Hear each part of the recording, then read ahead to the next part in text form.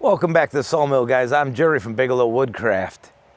You found the #1 rated, voted for YouTube channel on YouTube, according to my grandkids.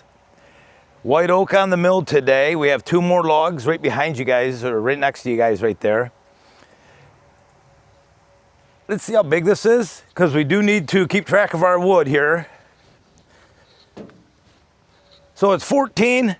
So we got about 61 board feet, 7-inch boards for my deck. This is all white oak, including what's over there, as I mentioned. But did you just see what I did at the beginning of the video? I've always been interested in that. There's some band saw blade calculators for how much tension is supposed to be on these bands. You know, depending on the band and the manufacturer, 20 to 25,000 PSI when you tighten that up. So doing a quick Google search, and found out how much stretch over 6 inches, because that's exactly how those little band gauge measures. They got clamps and they actually stretch, and they tell you how many thousandths it's moved. So I clamped on my calipers, my dial calipers. And guys, we're sitting about 4 thousandths of stretch, which equates to perfect tension. According to the bandsaw manufacturer, the blade at between 20 and 25 PSI, 20 and 25,000 PSI. Also, I wanted to mention, I did replace, I showed you some of the bearings, linear guide bearings we replaced. I replaced the bearings behind the band wheels and the blade guides. I also replaced the bearings in my clutch and the bearings in the band wheels again. So we're all set. My clutch is getting a considerable amount of wear, so I reached out to Norwood and I did get myself a new clutch to hang on the wall. And so we'll go if we need it. My clutch is actually deteriorating on the pad, the pressure pads, but I'm going to use it until I need it. We have a double cut band on there that has a handful of logs on it.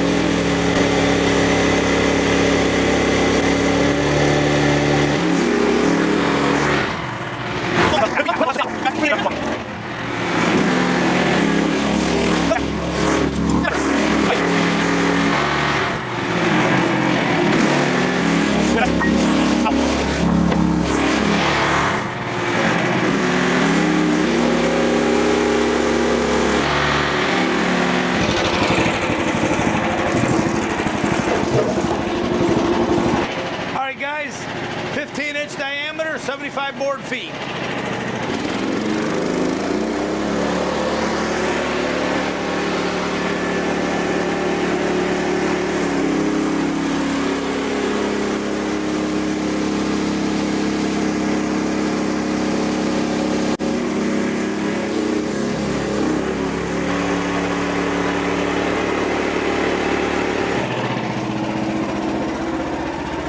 Put it on that and get it clean. When you get it clean, then I'll help you carry it over there. Okay.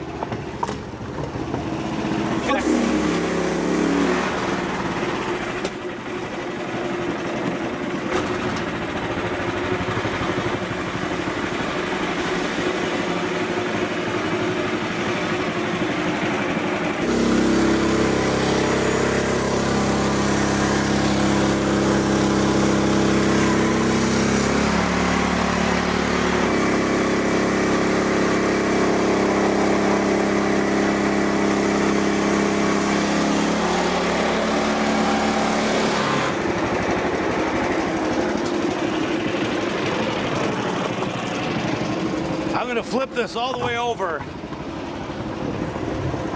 Maybe not. Yeah, I am.